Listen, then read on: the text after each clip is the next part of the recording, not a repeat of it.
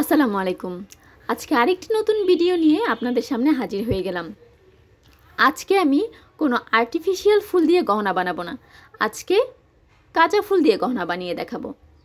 তো আমাদের পাশের বাসার না গেটের সামনে অনেক সুন্দর একটি ফুল গাছ আছে, নিশ্চয়ই ওটা গেট ফুলের কোনো একটা জাত হবে। এই ফুলটাই সেটি। প্রতিদিনই আমি যখন দেখি তখন আমার প্রতিদিনই খুবই ভালো লাগে, আর প্রতিদিনই ভাবি এটা দিয়ে আমি একদিন গহনা বানাবো। তো যেই প্ল্যান সেই কাজ। হুট করে আমি আমার হাজব্যান্ডকে বললাম যে আমাকে ওই গাছ থেকে ফুল এনে দিন, আমি গহনা বানাবো।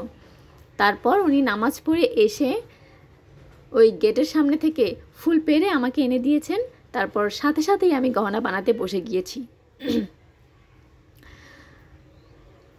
প্রতিদিন তো আর্টিফিশিয়াল ফুল দিয়েই গহনা বানাই, তো আজকে কাঁচা ফুল দিয়ে গহনা বানিয়ে দেখাবো। প্রথমে আমি ফুলগুলোকে ছোট ছোট করে আমি শুধু ফুলের যে ডাটিটা, ছোট করে ডাটিটা কেটে ফুলগুলো নিয়ে নিয়েছি এবং সুতা গেঁথে ওই ফুলগুলোকে একদম একটা একটা করে গেঁথে নিচ্ছি। গেঁথে নিয়ে ওই এক জায়গায় যাতে অনেকগুলো ফুলের একটা ভুর জমে এরকম টাইপের সবগুলো অনেকগুলো ফুল নিয়ে আমি একটার পর একটা গেঁথে নিয়েছি।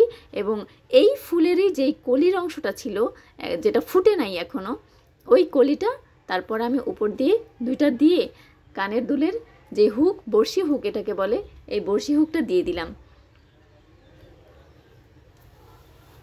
এই ফুলটা আমার খুবই ভালো লাগে। এই ফুলটা না দুই রকমের হয়। প্রথম অবস্থায় যখন কলিটা ফুটে তখন সাদা কালার থাকে, আর তারপর না আস্তে আস্তে এই রং হয়ে যায়। এই রংটা খয়েরি কালার নাকি ইট কালার আমি না বুঝতে পারি না। আপনারা যদি এই কালারটা চিনে থাকেন অবশ্যই কমেন্ট বক্সে জানাবেন। সবাই ভালো থাকবেন, সুস্থ থাকবেন। আল্লাহ হাফেজ। আসসালামু আলাইকুম।